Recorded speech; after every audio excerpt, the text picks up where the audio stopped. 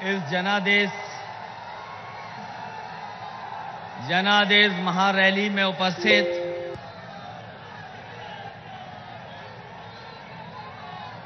जनादेश महारैली में यहां पर उपस्थित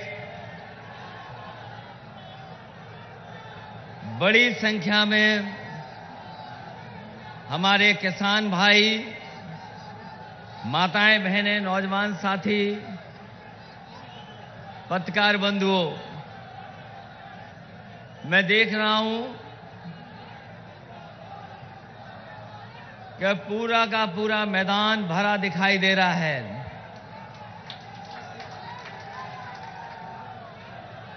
जहां ये मंच है हमारा और आखिरी तक पूरा का पूरा मैदान भरा है, पंडाल भरा हुआ है। पंडाल के बाईं ओर मैं देख रहा हूं जो लोग जहां बन सकते हैं खड़े हैं। एक और छोटा पंडाल है बाईं तरफ जहां में बड़ी संख्या में माताएं, बहनें दिखाई दे रही हैं, बेटियां दिखाई दे रही हैं, भरा पड़ा है। जहां जगह मिली है नौजवान खड़े दिखाई दे रहे हैं मुझे। जहां तक दिखाई दे रहा है। इसलिए जनादेश महारैली को सफल बनाने के लिए मैं एक एक उपस्थित साथी का धन्यवाद और आभार प्रकट करना चाहता हूं। साथ ही साथ आज जिनके हमारे साथ आने की वजह से इतना उत्साह और जोश है, आज जिस तरीके से समाजवादी पार्टी को समर्थन मिल रहा है, जो समर्थन जुट रहा है, मैं सबसे पहले रामअचल राजभर जी का धन्यवाद और आभार प्रकट करना चाहता हूं और साथ ही साथ लालजी वर्मा जी, ये तो हमारे साथ जब से जुड़े हैं, मैं ये कह सकता हूं कि अंबेडकर नगर में और आसपास के क्षेत्र में अब बचने वाली नहीं है भारतीय जनता पार्टी। जब त्रिभुवन जी आ गए हों, त्रिभुवन जी पहले ही आ गए थे, त्रिभुवन दत्त जी, रामअचल राजभर जी, लालजी वर्मा जी और बगल के जिले के राम प्रसाद चौधरी जब साथ खड़े हैं तो बताओ सफाया होगा कि नहीं होगा?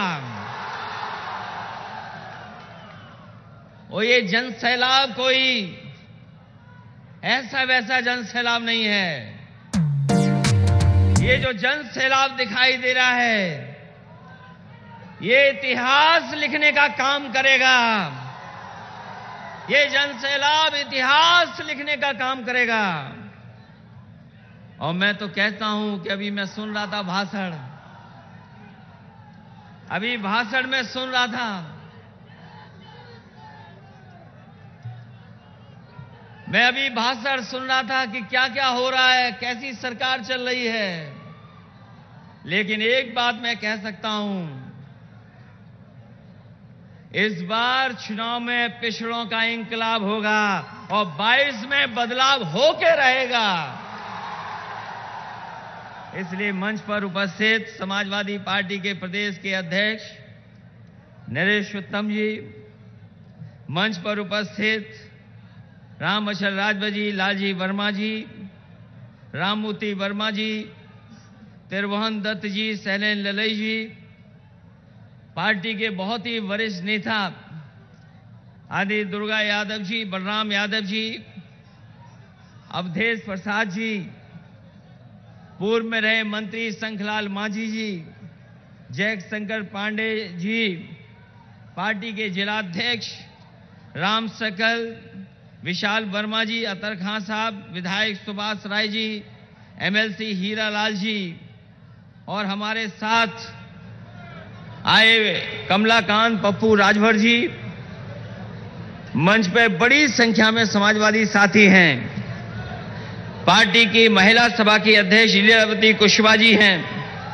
गोपीनाथ वर्मा जी, अभय सिंह जी, एवाज से लेकर के सिद्धार्थ और बड़ी संख्या में समाजवादी साथी जो मंच पर हैं, दूसरे मंच पर भी हैं, बहुत सारे जिम्मेदार नेता कार्यकर्ता हमें सामने दिखाई दे रहे हैं। सभी हमारे नेता साथी, क्योंकि सबका नाम लेना संभव नहीं है, सभी हमारे समाजवादी साथी। और इस रैली का संदेश केवल अंबेडकर नगर में नहीं जा रहा है। ये अंबेडकर नगर के लोग तो आए हैं, दूसरे जिले के नहीं आए हैं। ये अंबेडकर नगर का संदेश केवल अंबेडकर नगर का नहीं है, यहां से संदेश जा रहा है पूरे देश में, प्रदेश में। और जब इस धरती पर आए हों,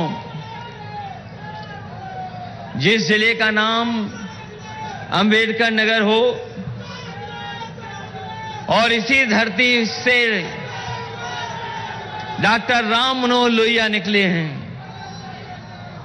ये दोनों ऐसे महापुरुष हैं, अगर इनकी विचारधारा के रास्ते पे निकल चलें तो जो सपना देखा था हमारे पूर्वजों ने, ये दोनोविचारधाराएं हमारे भारत के सपनों को पूरा कर सकती हैं। जहां हमें जाति धर्म में लोग बांट रहे हैं, जाति धर्म में अलग अलग तरीके से देख रहे हैं, वहीं अगर हम बाबा भीमराव अम्बेडकर जी का समझेंगे तो उन्होंने पूरे देश को एक कर करके एक ऐसा संविधान दिया, अगर उस संविधान पे चलें तो जो समता मूलक समाज का सपना देखा था उसको पूरा किया जा सकता है।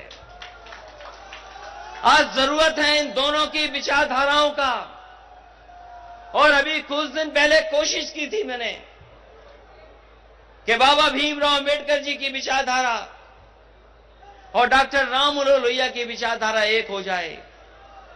ये दोनों नेता चाहते थे परिवर्तन हो, जिन्हें हजारों साल से निराश किया गया, जिन्हें भेदभाव में जीना पड़ा, उन लोगों के सम्मान के लिए कुछ किया जाए। वो कोशिश थी समाजवादी लोगों की, लेकिन उस कोशिश में हम लोग सफल नहीं हुए। लेकिन मैं कह सकता हूं, जिस समय से लगातार लोग समाजवादी पार्टी में आ रहे हैं, दूसरे दलों को छोड़ करके आ रहे हैं, मैं अपने मंच पर बैठे हुए बहुजन समाज पार्टी के नेताओं को कहना चाहता हूं कि आप निराश न हो। आपने जीवन लगा दिया जिस विचारधारा को मजबूत करने के लिए। आपने अपने व्यक्तिगत चीजों को नहीं देखा। अगर आपको पसीना बहाना पड़ा, आपने पसीना बहाया। आपको त्याग करना पड़ा, त्याग करके दिखा दिया। अगर कहीं खून भी देना पड़ा तो खून दे दिया। लेकिन हम आपको भरोसा दिलाते हैं, आज आप समाजवादी लोगों के साथ हैं। जो सपना आपने देखा था उसको पूरा करने के लिए हम समाजवादी लोग आपको सम्मान देने का काम करेंगे। मुझे याद है अंबेडकर नगर, बहुत काम हुए समाजवादी सरकार में। ये टांडा में जो बिजली का घर बना है, बड़ा खड़ा है, ये नहीं लग पा रहा था। उस समय मंत्री जी और उनके क्षेत्र का शंखलाल मांझी जानते होंगे, जो एनटीपीसी के बड़े बड़े अधिकारी हैं, वो आए थे। उन्होंने कहा कि हम जमीन नहीं पा रहे हैं, जिसकी वजह से ये बिजली का कारखाना नहीं लग पा रहा है। उस समय प्रयास किया और प्रयास का परिणाम यह हुआ कि समाजवादी सरकार में आसपास का सबसे बड़ा बिजली का कारखाना लग करके खड़ा हो गया। ये हमारे राममूर्ति वर्मा जी जानते होंगे, जिस विभाग के मंत्री थे, उस विभाग ने विभाग को सुधारने का काम किया।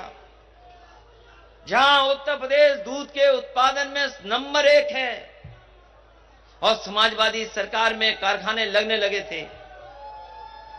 अमूल उत्तर प्रदेश आना चाहता था, कोई मौका नहीं मिल रहा था। समाजवादी सरकार बनी और यही राममूर्ति वर्मा जी मंत्री थे। हम लोग अमूल का कारखाने उत्तर प्रदेश में लाने के साथ साथ जो आपका अमूल से पुरानी संस्था है पराग को भी जिंदा करने का काम समाजवादी लोगों ने कर करके दिखाया। न केवल दूध का उत्पादन बढ़े बल्कि हमारे गाय को, जानवरों को पौष्टिक आहार कैसे मिल जाए उसको बनाने का भी कारखाना आपके अम्बेडकर नगर में लगने का काम हुआ है। बिजली का काम, अगर सब स्टेशन लगाने का काम किसी साथी ने दिया होगा तो सब स्टेशन लगे हैं। हमारे मंच पे बैठे नेता और जनता जानती होगी जिसके गांव के आसपास सब स्टेशन लगा है। बड़ी संख्या में सब स्टेशन लगना शुरू हो गए और एम्बुलेंस जो 102, 108 एम्बुलेंस है, जब कभी किसी गरीब की जरूरत पड़ती है एम्बुलेंस की तो वो फोन मिलाता है, उस एम्बुलेंस से मदद लेता है। ये समाजवादी सरकार की देन है।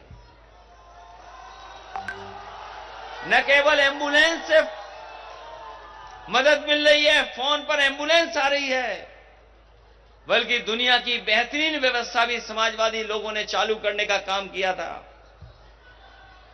100 नंबर मिलाते थे, पुलिस मदद पे पहुंच जाती थी। वो इंतजाम अगर किसी ने किया तो समाजवादी लोगों ने कर करके दिखाया। लैपटॉप भी बंटना शुरू हो गया था। जो बच्चे अच्छी पढ़ाई कर रहे हैं और आगे पढ़ना चाहते हैं उनकी मदद के लिए भी समाजवादी लोग आगे आकर के खड़े हो गए थे और बड़ी संख्या में नौजवानों को लैपटॉप बांटने का काम शुरू हो गया था। ये जिला है हमारे बुनकर भाइयों का। हमारे बुनकर भाई जानते होंगे नेताजी ने जो बिजली का इंतजाम किया था कि उनको फिक्स रेट पे बिजली उपलब्ध होगी। जो काम शुरू हुआ था नेताजी की सरकार में, किसी सरकार ने नहीं रोका। वो काम और आगे बढ़ता चला गया। समाजवादी सरकार में और सहूलियत देने का काम हुआ, उनकी मदद हुई। लेकिन जब से भारतीय जनता पार्टी की सरकार आई है उन्होंने उस इंतजाम को भी बंद कर दिया। अब आज फिक्स रेट हमारे बुनकर भाइयों को नहीं मिल रही है। धान खड़ा है खेतों में, सरकार कह रही थी आय दोगुनी कर देंगे, लेकिन बताओ धान की आय कितनी हो रही है? कोई खरीदने वाला नहीं, कोई पूछने वाला नहीं। जहां सरकार हमारे किसानों की नहीं मदद कर रही, वहीं राइस मिल मालिकों की भी कोई सुध नहीं ले पा रहा है। ये बातें मैं इसलिए कह रहा हूं, इन बातों को मैं इसलिए कह रहा हूं आपके सामने क्योंकि समाजवादी लोगों ने काम कर करके दिखाया था। समाजवादी लोगों ने जनता को जोड़ करके जनता के बीच में खुशहाली कैसे आए उस दिशा में काम करना शुरू किया था।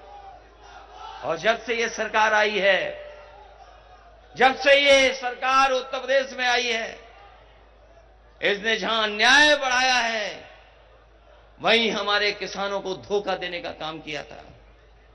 किसान जो हमारी रीढ़ है, किसान जो हमारी अर्थव्यवस्था को संभालता है, किसान जो हमारा अन्नदाता है, किसान जो हमें कपड़े पहनने को देता है, किसान जो हमारा पेट भरता है, उसके साथ धोखा और उसके साथ अन्याय अगर किसी ने किया है तो भारतीय जनता पार्टी की सरकार ने किया है। कौन नहीं जानता कि किसान को कुचल दिया गाड़ी से? क्या हमारे लोग भूल जाएंगे? किसान भाई क्या ये बात भूल जाएंगे कि गाड़ी से कुचल दिया गया? और 2 डबल इंजन सरकार ने नहीं, 3 इंजन वाली सरकार ने कुचलने का काम किया। दिल्ली की सरकार, यूपी की सरकार और जो लखीमपुर में हैं मंत्री जो सरकार के हैं, 3-3 इंजनों ने किसान को कुचलने का काम किया। किसान को भी न्याय नहीं मिल पा रहा है और जब तक ये सरकार में रहेंगे हमें कोई उम्मीद नहीं है कि किसानों को न्याय मिल जाएगा। बताओ किसान भाइयों, आपसे वादा किया था कि आपकी आय दोगुनी हो जाएगी, लेकिन जिस तरीके से महंगाई बढ़ रही है, क्या हमारे किसानों की आय दोगुनी हो गई है? यही बीजेपी के लोग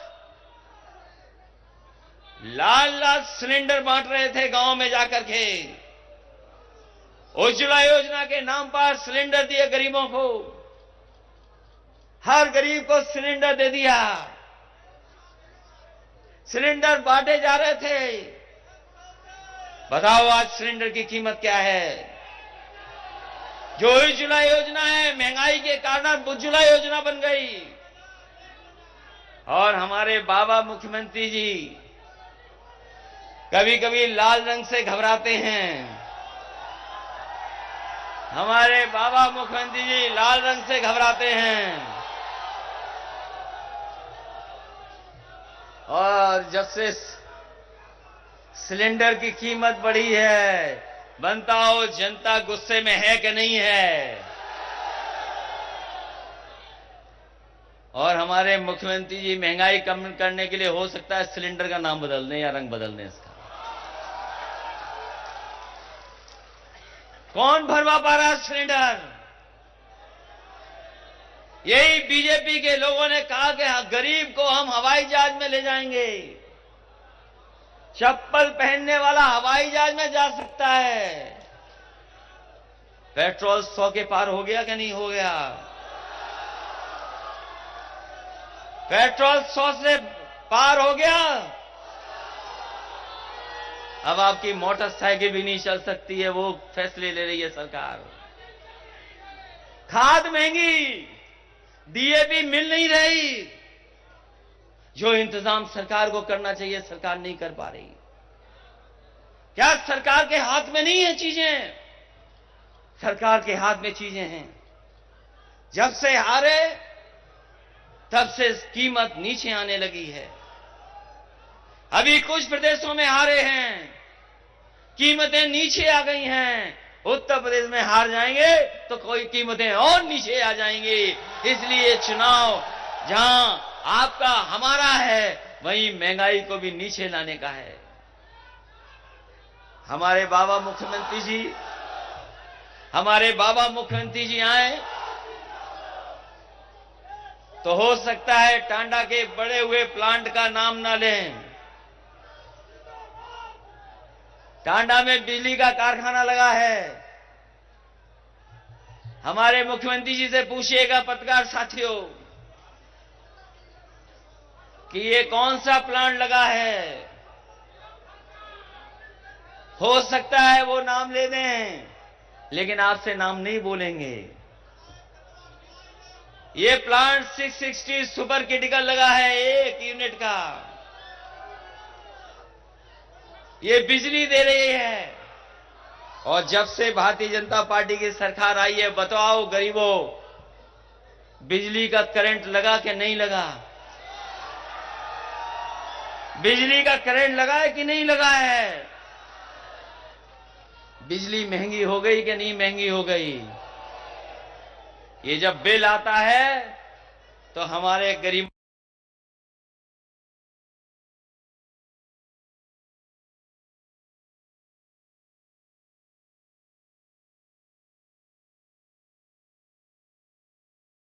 सब स्टेशन बनाए। वहीं अगर हमें गरीबों को कोई राहत देनी पड़े तो राहत देने का काम करेंगे। जहां बुनकरों को वैसी की वैसी व्यवस्था देंगे, वहीं हम अपने गरीबों को और मदद करने का और राहत देने का काम करेंगे। इसलिए साथियों, ये चुनाव कोई मामूली चुनाव नहीं है। ये चुनाव कोई छोटा मोटा चुनाव नहीं है। ये चुनाव इसलिए भी महत्वपूर्ण है क्योंकि बाबा साहब भीमराव अम्बेडकर जी ने जो संविधान दिया, उस संविधान से हमारा देश चले, उस संविधान से हमें हक और सम्मान मिले। इन्होंने गरीबों से वोट लिया, बीजेपी के लोगों ने उद्योगपतियों से नोट लिया और जो हमारी सरकारी संपत्ति थी उन पर चोट पहुंचाने का काम किया और एक एक कर करके उन सरकारी संपत्तियों का बेचने का काम हो रहा है। तो सोचो, ये सरकारी संपत्ति जब बिक जाएंगी तो जो बाबा भीमराव अम्बेडकर जी ने सपना दिखाया था, जो अधिकार की बात थी, हक की बात थी, वो हक और सम्मान कौन देगा हमें और आपको? इसलिए संविधान बचाने का चुनाव है, लोकतंत्र को बचाने का चुनाव है। और जब सबसे ज्यादा जनता को जरूरत थी मदद की, यही सरकार में बैठे हुए लोग, जब गरीब और हमारे किसान, गांव में रहने वाले लोग, जिन्हें सबसे ज्यादा मदद की जरूरत थी, इस सरकार ने उनको अनाज छोड़ने का काम किया था। याद कीजिए वो कोविड का समय, जिस समय लॉकडाउन था, कोई निकल नहीं सकता था। कोई अगर निकलता था तो उसे लाठी मार करके घर में भेज दिया जाता था। लोगों को अपमानित कर रहे थे। और सरकार की जो कोशिश थी कि सरकार जो मदद करे, उस मदद में सरकार सामने नहीं आई। हमारे तमाम गरीब, जिन्हें दवाई मिल जाती समय पर, अस्पताल में बिस्तर मिल जाता समय पर, और समय पर ऑक्सीजन मिल जाती, तो हमारे गरीबों की जान नहीं जाती। बड़े पैमाने पर लोगों को इधर उधर भटकना नहीं पड़ता। लेकिन इस भारतीय जनता पार्टी की सरकार ने गरीबों को अनाज छोड़ने का काम किया, जिसके कारण न जाने कितने लोगों की जान चली गई। जान गई लोगों की, और केवल जान ही नहीं गई, जिन लोगों को सम्मान से अपने परिवार का दाह संस्कार करने का मौका मिलता, उन लोगों को वो इंतजाम भी सरकार नहीं दे पाई। न जाने कितने लोगों को गंगा में ऐसे ही बहा दिया गया, लाशें बहा दी गई। दुनिया में अगर किसी ने बदनामी कराई है भारत की, तो यही भारतीय जनता पार्टी के लोगों ने भारत की बदनामी कराने का काम किया। इसलिए हम आपसे अपील करना चाहते हैं, ये झूठ बोल करके सत्ता में आए हैं, ये गरीब पिछड़ों को धोखा देकर के सरकार में आए हैं। इन्होंने 5 साल जो अभी हो जाएंगे, उसका हिसाब किताब नहीं देना चाहते हैं। आज भी ये सरकार शिलान्यास कर रही है, उद्घाटन का उद्घाटन कर रही है, और 4.5 साल बनने के बाद भी, इतना समय गुजर जाने के बाद भी, ये अपना काम नहीं उद्घाटन कर पा रहे हैं। जो काम समाजवादियों ने शुरू किए थे, जो काम समाजवादियों ने दिए थे, वही उद्घाटन हो रहे हैं। सुनने में आ रहा है पूर्वांचल एक्सप्रेसवे का उद्घाटन होने जा रहा है। हालांकि यहां से थोड़ा दूर है, लेकिन पूर्वांचल के सबसे बड़े विकास का रास्ता है पूर्वांचल एक्सप्रेसवे, जो गाजीपुर, आपका आजमगढ़, अंबेडकर नगर, सुल्तानपुर, रमेठी, बाराबंकी, लखनऊ को जोड़ता है। ये सबसे बड़ी सड़क समाजवादियों ने दी, वो बन करके तैयार है, बन करके तैयार है। सुना है उसका उद्घाटन होने जा रहा है। लेकिन मैं कहना चाहता हूं, ये सड़क, ये प्रगति की, विकास की, खुशहाली की सड़क है, जो समाजवादियों ने सपना देखा था। समाजवादी सरकार होती तो कम समय में पूरा हो जाता, लेकिन भारतीय जनता पार्टी ने 4.5 साल में भी उतनी अच्छी सड़क नहीं बनाई जितनी आगरा से लखनऊ सड़क अच्छी बनी है। हम तो उस पे भी चले हैं। आगरा लखनऊ सड़क पे भी चले होंगे लोग, और ये लखनऊ से लेकर के गाजीपुर तक सड़क है, उस पे भी लोग चले होंगे। आगरा लखनऊ सड़क इतनी मजबूत है, इतनी अच्छी बनी है कि अगर उस सड़क पर आप पानी का गिलास लेकर के चलोगे और अगर चाय पीते हुए जाओगे, तो 100 की रफ्तार से भी आपके गिलास का पानी नहीं गिरेगा, चाय के कप से पानी नहीं हिलेगा। और हमारे बाबा मुख्यमंत्री ने जो सड़क बनाई है, ये जो समाजवादी पूर्वांचल एक्सप्रेस, इसको पूर्वांचल एक्सप्रेस वे बनाया है। अगर आपकी गाड़ी ठीक नहीं है, रफ्तार अगर आपने बढ़ा दी, अगर आपने रफ्तार अपनी गाड़ी की बढ़ा दी, तो हो सकता है कमर दर्द कर जाए और पेट दर्द कर जाए, वापसी में आपको डॉक्टर से इलाज कराना पड़ जाए। और गलती से अगर आपने कप चाय का ले लिया, पानी का गिलास ले लिया, तो हो सकता है आपको अपने कपड़े बदल करके जाना पड़े, दोबारा आप कपड़े उनको नहीं पहन पाओगे। मैं कहना चाहता हूं सरकार के लोगों से, जहां बुलडोजर चलाना चाहिए था वहां बुलडोजर नहीं चलाया। अगर सड़क पर सही तरीके से बुलडोजर चला होता तो सड़क आगरा लखनऊ से भी बेहतरीन होती। मैं जानना चाहता हूं, हमारे मुख्यमंत्री को बड़ा शौक है बुलडोजर चलाने का। जिस समय बुलडोजर चलना था सड़क पर, आप बुलडोजर नहीं चला रहे थे। क्या कर रहे थे ये पता ही नहीं है। क्या कर रहे थे पता ही नहीं है। और अगर आपने धुआं उड़ाते हुए बुलडोजर चला दिया होता, और अगर आपने धुआं उड़ाते हुए बुलडोजर चला दिया होता तो आगरा लखनऊ से बेहतरीन सड़क होती हमारे पूर्वांचल के लोगों की। लेकिन आपने बुलडोजर वहां नहीं चलाया। ये हमारे कमाल के मुख्यमंत्री जी हैं। जहां जो काम करना चाहिए वो काम नहीं करते। हमारे मुख्यमंत्री कमाल के हैं। जो काम जहां करना चाहिए वो नहीं करते। जो काम करना चाहिए वो नहीं करते हैं। आज हमारे नौजवानों का भविष्य बनाने का समय है। इन नौजवानों के सपने पूरे होने का समय है। लेकिन हमारे बाबा मुख्यमंत्री नौकरी रोजगार की तरफ नहीं देख रहे। समय बदल गया है, चीजें बदल गई हैं। हमारे नौजवानों के हाथ में है, आज मोबाइल उनके हाथ में। समय बदल गया है, चीजें बदल गई हैं, काम करने का तरीका बदल गया है। लेकिन हमारे बाबा मुख्यमंत्री आज भी धुआं उड़ा रहे हैं।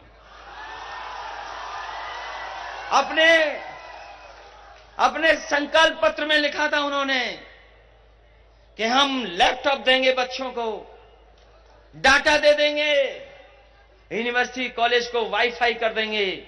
हम जानना चाहते हैं, इतना समय गुजर गया है, ना आपने लैपटॉप दिया, न वाईफाई किया, न डाटा दिया, और अब कह रहे हैं कि टैबलेट देंगे। हम पूछना चाह रहे हैं, 4.5 साल से कौन सी टैबलेट दे रहे थे आप? कौन सी टैबलेट बट रही थी? इसलिए जो काम करना चाहिए वो काम नहीं करते हैं। आज मोबाइल से दुनिया की जानकारी हासिल की जा सकती है। आज मोबाइल से हम दुनिया के बारे में जान सकते हैं। पूरी दुनिया सिकुड़ करके मोबाइल पे आ गई है। हमारे नौजवान जानते हैं, जो थोड़ा बहुत संपन्न हैं वो मोबाइल से ही कारोबार कर लेते हैं, कुछ सामान मंगा लेते हैं। अगर कस्बे हैं, बड़े कस्बे हैं, वहां पर मोबाइल से फोन करना नहीं है, केवल संदेश भेजना है और आपको खाने से लेकर के सब चीजें उपलब्ध हो जानी है। ये परिवर्तन आया है, चीजें बदली हैं। इसलिए नौजवान साथियों, आपका मुख्यमंत्री ऐसा नहीं हो जो लैपटॉप चलाना नहीं जानता। क्योंकि लैपटॉप चलाना नहीं जानता, इसलिए उन्होंने लैपटॉप बांटने का नहीं काम किया। कौन मान लेगा कि हमारे बाबा मुख्यमंत्री लैपटॉप चला लेते हैं? अरे हम तो कहते हैं एक दिन हो जाए, लैपटॉप लेकर के आओ, बुलडोजर लेकर के मत आओ, लैपटॉप लेकर के आओ। और हम तो समाजवादी लोग हैं, लैपटॉप भी चला लेंगे और समय पड़ेगा तो बुलडोजर भी चला लेंगे। इसलिए नौजवान साथियों, आपके भविष्य का चुनाव है। आपका भविष्य कैसे बेहतर बने? नौकरी नहीं है, रोजगार नहीं है। हम जाते हैं दिल्ली में, बड़े बड़े विज्ञापन लगे हैं, नौकरी मिल गई, रोजगार मिल गया। दिल्ली के लोग समझ रहे हैं कि उत्तर प्रदेश में नौकरी मिल गई है, रोजगार मिल गया है। बताओ नौजवान साथियों, अंबेडकर नगर के लोगों, इनका कौन सा बड़ा काम है जो आपके जिले में हुआ है? कौन सा बड़ा फैसला है जिससे आपका जीवन बदला है? दिल्ली में तो लगा दी होर्डिंग कि नौकरी मिल गई, रोजगार मिल गए। बताओ नौजवानों, खड़े हो कि तुमको नौकरी और रोजगार मिल गया। ये आपके भविष्य से खिलवाड़ कर रहे हैं, आपके सपनों को मार रहे हैं। आपके भविष्य से खिलवाड़ हो रही है। बताओ, इस भारतीय जनता पार्टी का इस बात सफाया करोगे कि नहीं करोगे?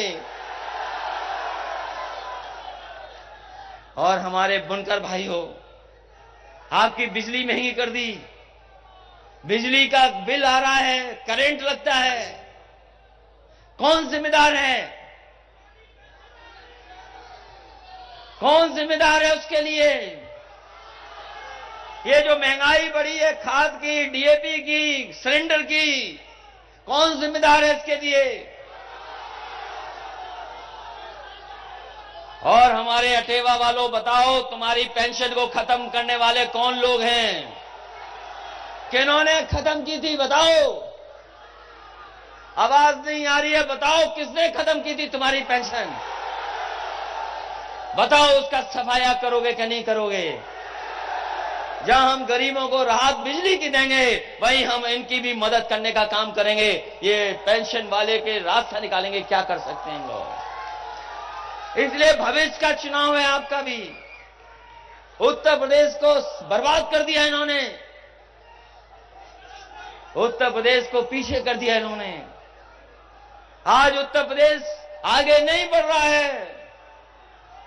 जो कह रहे हैं डबल इंजन की सरकार है, इन्होंने डबल इंजन की सरकार वालों ने सरकार नहीं चलाई, इन्होंने महंगाई बढ़ाई है, महंगाई, नौकरी छीने, रोजगार छीन लिए।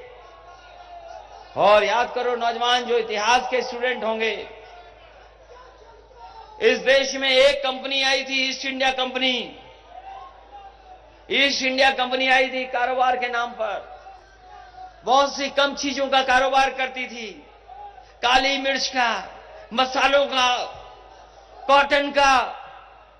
वो कंपनी आई, कारोबार करती रही, और वहां पर एक फैसला हुआ, इंग्लैंड में, ब्रिटेन में एक फैसला हुआ, एक कानून बना, और वो कंपनी जो कारोबार कर रही थी वो सरकार बन गई। बताओ साथियों, इतिहास पढ़ा है कि नहीं पढ़ा है? और मैं कहता हूं, ये पलट करके, पढ़ करके देखिए। ईस्ट इंडिया कंपनी आई थी एक भारत में, और ब्रिटेन में एक कानून पास हो गया, ईस्ट इंडिया कंपनी सरकार बन गई। और आज जो फैसले ले रही है सरकार, एक एक कर करके हमारी सरकारी कंपनियों को बेच रही है, सरकारी संपत्ति को बेच रहे हैं, प्राइवेट कंपनियों को। तो सोचो, एक कानून ने सरकार बना दिया, और ये लगातार ऐसे कानून पास कर रहे हैं कि हमारे देश को कंपनी बना दे रहे हैं। तो कंपनी जब बन जाएगी तो हमारे अधिकारों का क्या होगा, हक का क्या होगा, सम्मान का क्या होगा? ये चीजें बेच रहे हैं, ये उद्योगपतियों के हाथ में खेल रहे हैं। याद कीजिए वो नोटबंदी का समय, जिस समय नोटबंदी लागू हुई थी, यही बीजेपी के लोगों ने कहा था कि नोटबंदी के बाद न काला धन बचेगा, न भ्रष्टाचार होगा। कितना समय गुजर गया, कितना समय गुजर गया। आज जिस दिन हम लोग, आप लोग बातचीत कर रहे हैं, पुराना याद कीजिए, 8 की रात को ही नोटबंदी हुई थी। याद है कि नहीं है? याद है। और बीजेपी ने कहा था भ्रष्टाचार खत्म हो जाएगा, काला धन आ जाएगा। कितने साल गुजर गए, क्या भ्रष्टाचार खत्म हो गया है? जो बाहर काला धन चला गया था, कितना काला धन वापस आ गया?